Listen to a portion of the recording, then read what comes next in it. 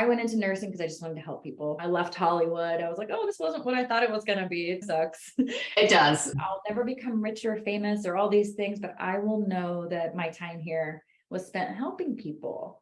I'm making a difference every day. And then finding out being a nurse, there's so many things I could do outside of the hospital, like a legal nurse consultant. I could be an advocate. I could be so many things. And I just wanted to help other nurses figure out how to do that. Being an entrepreneur, it's not for everybody, but it's in our blood. And it's really great to go home at the end of the day and know that you really eased a burden for someone.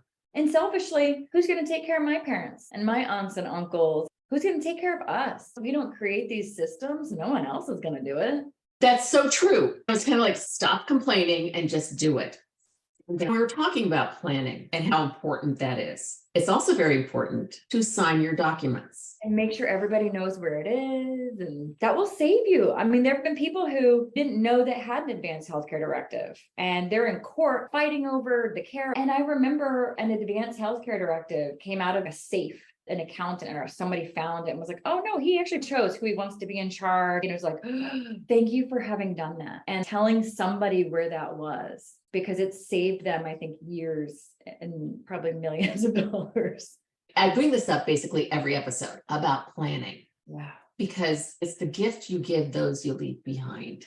The wonderful thing about you is that you're not just a patient advocate, but you're really an advocate for healthcare workers. What can all of us do to support healthcare workers and nurses who we came finally to really appreciate during the pandemic? What can we do now that we're getting past the pandemic to really support them?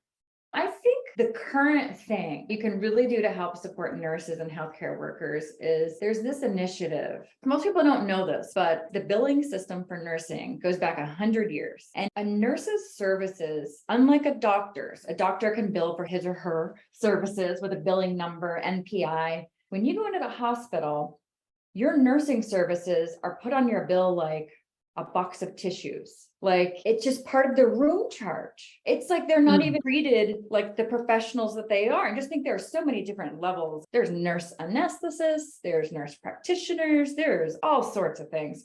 It's been in that place for so long that I think people don't even realize that it's still like that. So now what we're trying to do is we're trying to get nurses to have their own billing codes. And there's a commission that has started.